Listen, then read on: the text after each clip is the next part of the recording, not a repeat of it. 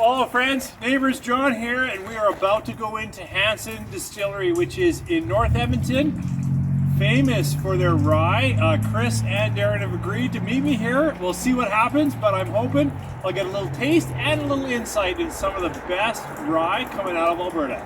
3, 4.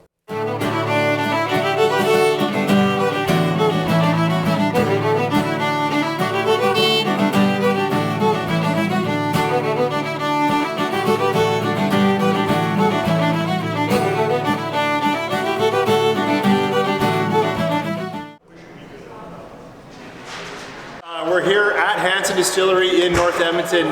We're about to take a bit of a tour through the back end, and with me is Kris. What's your last name? Sustrick. I married into the Hansen family, so my wife is the Hansen actually. So. Oh, fantastic. Well, so good that you can do my meal, and I certainly have had your whiskey, appreciate it, and I'd love to see how it's made. Well, let's go see. Awesome. So a little bit about Hansen's. It's 4 generations of people that were, we call them moonshiners because obviously Shane and I are the legal generation now.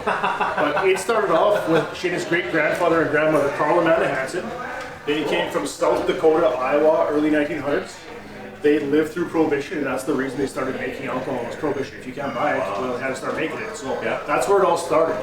They got passed on to their son, which is Bud, and Grandma Laura. I met them 14 some plus years ago, and that's the very first time I ever got a taste of moonshine. Grandma made moonshine out in Parksville, where she retired, until October of 2016, and we went legal in December of 2016. So she still ran this little still in the back of her retirement place. Oh, really? Yes, this little tiny. Oh, that's so cool. And making sugar shines, which was making to later in. So clearly, family history behind distilling and appreciating alcohol. But what made you think I'm going to do this full time? I'm going to do this as my passion. Okay, Career. So after I found out about moonshine, I came right back home and went to my father, well, future father-in-law, I guess at the back of the time, was Donnie Nadine. Okay. And I said, Donnie, I know you know how to make alcohol. Hide that from me. And he started teaching me, and I took it as a hobby, essentially, is what I did. So I was a welder in oil patch for years. Shane and I owned a welding company. Nice. And Donnie brought some of his equipment over, and on the weekends we'd run a batch off and just have fun, start playing with different stuff. Yeah. And it became really more of a passion. It's not work. Like even though we stayed up late distilling lots of times, it was just super fun, and I love creating new things and tasting what you've created. So what would you experiment most back then? Was it like, would you do corn, barley, rye, like what was, or just anything? We played with everything. We played with everything. We tried different yeasts, we tried different nutrients, anything we could try. Grandma likes to put limes actually in the still when we're distilling. To get a little bit of a lime essence popping out of our moonshine. Yeah, so super fun stuff we did really that. So that's where it all started. Shane and I got out of the oil patch at the end of 2014, and I went to school into power engineering. Oh, okay. And I was going to get a plant job and have a regular shift at home. Yeah. Not be out of town anymore. Great. We were out of town. Great. And more of a family gig. We were going to start talking about having a family. And we were actually making moonshine in my garage, and Grandma said, "You're getting pretty good, Kris." And that's essentially how it started. So Shane and I toured through the States. There wasn't really many. We're the 7th distillery to open in Alberta, right? Yeah. So we toured through the States, checked out all these small craft ones, and I'm like, okay, let's do this, this, and this. And we just hammered at it because I was not working. So I just put everything into this and built this place up. And December 2016 we opened, and I got my whiskey in February of 2017 was my first barrel whiskey. Okay, that's the barrel. That's 2017. First barrel, yeah. So I took the 3 years. That puts us in 2020, which was stupid COVID, just before. Yeah, I know. Terrible time to launch anything. Well, I got it released just before it shut down because it was March, right, when we all shut down. Yeah, okay. Yeah. So I just released. The mayor was here. My very first bottle of Northern Ice is actually in the Edmonton City History Archives. Oh, that's cool. Because I'm legitimately the very first whiskey maker for Edmonton. So then it's me and Shayna. So she's a 4th generation alcohol maker. Nice. This is all tons of her stuff, all her family memorabilia. We lost her dad a few years ago. Sorry to hear. Yeah, no worries. He's watching over us right now, so everything's all good. So we've gone from little baby stills, like what you're seeing here, right, as moonshiners, essentially, to something a little bit bigger. So come on in. This is the best part. This is some of our barrels for this last year that got done. Awesome. Some of these we refilled, and I have an off-site barrel storage.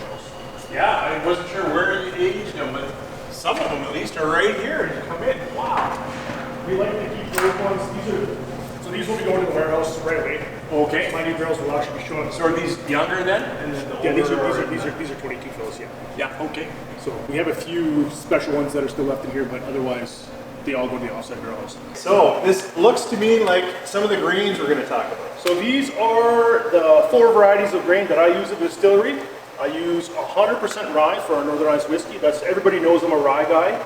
I really love bourbon, so that's why I was influenced by New American Oak, but I wanted to use the spiciness of the rye. I really love, we have the best rye in the world here.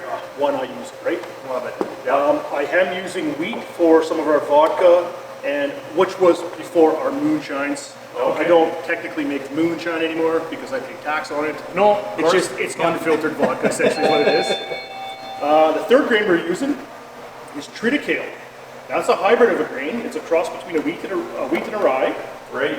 I found this actually in the States. I found a triticale whiskey 5 years ago. Not too many people are making that. So what I've done actually is once I've emptied my Northern Ice barrels from the 3 or the 5 year barrels, I'm actually refilling them with triticale. Okay. New make. So I'm going to have a hybrid whiskey coming out probably in a year or two of triticale. So obviously, you know, you've been sampling, you've been seeing how it's evolved. So what would you say is a characteristic to look for in a triticale whiskey? Because I haven't had it. I don't want to give too much Okay. away. No, I don't want to you give too don't much have to away, give it but I away. agree the case. So it has a combination of the spiciness of the rye, Sure. but really smooth like a wheat. So Okay. it's kind of an in-betweener, and that's what I'm really liking. Interesting. Very, very nice. Now, I didn't want to throw all of the New American Oak at the triticale. Okay. So that's why I put That's them why we're putting it in the 3 or 5 year, the second fills. fills. Yeah, for sure. Yes. But with the, just to clarify though, the 3-5-year-old, like 100% rye, you're putting that in new oak. That's brand new American Oak, yes. Yes. Awesome. And then the last grain we started using, which I did special, red shed malting out of Red Deer. So they started their malt house in Red Deer, Okay. and young guys growing up, family farm actually, Yeah. and they got a little malt house going, and I wanted to do something special when my daughter was born. So I started using a single malt barley to do a new fill for my daughter when she was born, which I can tell you about after. So Nice. we grind grain, we mash in. You know that process? For sure. Okay, so we grind in, we mash in, we ferment, and then we come to the mistress. She's called the mistress because I spend more time with her than my wife. That's essentially how she got the name. That is a great nickname for a So hybrid because it's a pot with a column on top. Yeah. So when I'm doing runs, just depends on what I'm doing. If I'm making whiskey, I don't run all the plates.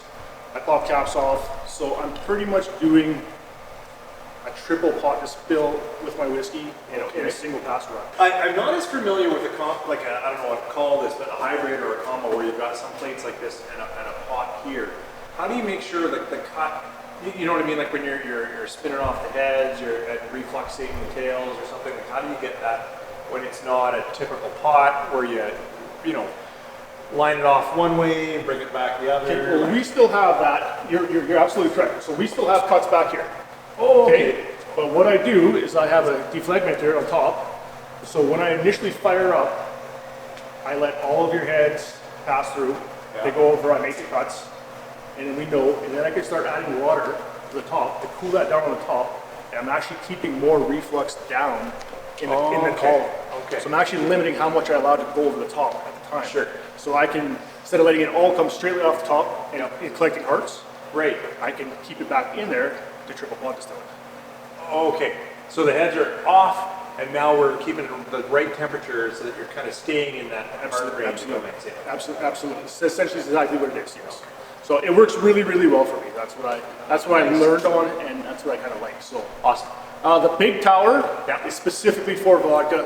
Sure. We reflux our vodka 20 extra times, so it's actually going to reflux 30 times by the time it comes off the top. Wow. It comes off at 96% or 192 proof. So for vodka. No, but that's- I'm not a vodka drinker myself, but we had to make it, obviously. You want to do it right? Yeah, so there it is.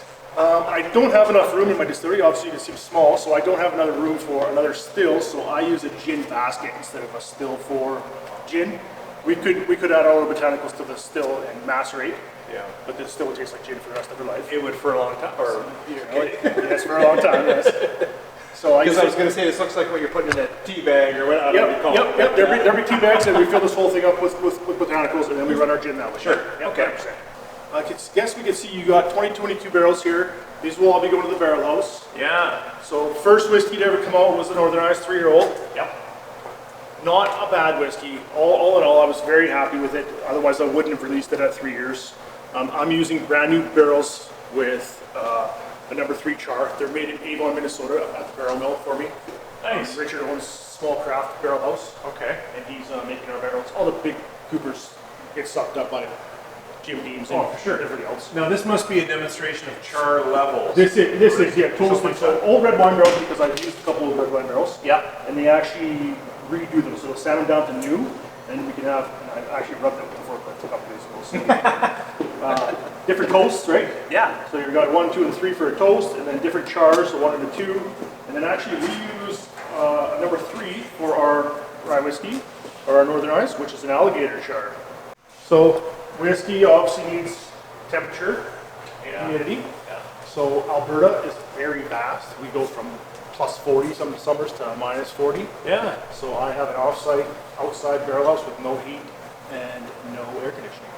So we are going from one extreme to the other. So you let them breathe into the wood that way, right? Yeah. They get cold, they get hot. So they spend the first 7 months in here after I'm finished filling these ones for the year, about Sure. half of them. Yeah. And then they go outside and they have crazy interaction. So we are losing a little, we're probably close to the 3% mark right now, I think. I was going to ask that because I've heard like both. Some that are in a temperature controlled, right, that keep it at a certain place, and others that let it go with the climate. Do you lose more when you've got that kind of climate? We are losing more, yeah. So I was losing about 2 and a little bit in temperature control. Yeah. And I decided, obviously, I didn't have enough space for all my barrels here, so I had to go outside. And I thought, you know what? Why don't we just try and let Alberta do its thing? Do its thing. So Alberta's been doing its thing for the rye whiskey, and it's from 3 to 5. You would see how much more color and character. Is that flavor? That's has amazing. gone to it. So it's really working well. I am paying my dues to the Angels for making great whiskey, but it's really working really well. My favorite barrels in the distillery. So Shane and I were talking about having children. It wasn't quite in the books to do it so soon, but on August 24th, 2019, our son Brock was born, and I wanted to do something special for him. So I went to Four Roses and got 2 of Brent Elliott's single cask barrels, hand selected. Awesome. Brought them up here, and then the day he was born, I was in the hospital with my wife, but these got filled up. Good that you were there. Yes. These got filled up, and we're going to leave these for 18 years. So when my son turns 18, he's going to have his own whiskey. Now, obviously, I couldn't do that. Waylon, our daughter, was planned. She came out 2 years later, and this is where I'm using Red Shed single malt. So new fill, new American oak, with single malt in them for her own very unique whiskey coming out in 18 years. Well, that will be a new oak. A new oak, yes. You were going to taste here. You're going to do some tasting with there. What I would like. Is that what you'd like to do? That's what I would like. Okay, well, that's what we're going to do. Hello, neighbors. Thanks for staying with me through what was really a great tour of Hansen Distillery. It was so cool for Kris and Darren to invite me out and to share their history and to walk through their process. It really was a gift, and I thank them for this. They also were generous and gifted me a couple of bottles at the end of the tour, which really thank you, Kris. And they've got their 5-year-old rye and then their Distiller's Edition. The Distiller's Edition, I'm going to review head-to-head with the past one, which was more port influence instead of sherry. But I will say Hansen Rye is fantastic. I appreciated their 3. It's sprightly, it's spicy, and their 5-year-old is just a little bit more mature and I think just a fantastic Canadian rye. So if you can get any Hansen Rye, clearly recommend trying to find this bottle, the 5-year-old. The 3's good, but the 5 is just even a little better. I'll share more thoughts in a bit, but thank you, Kris, and thank you, Darren, for hosting me. It was a great afternoon. You guys take care.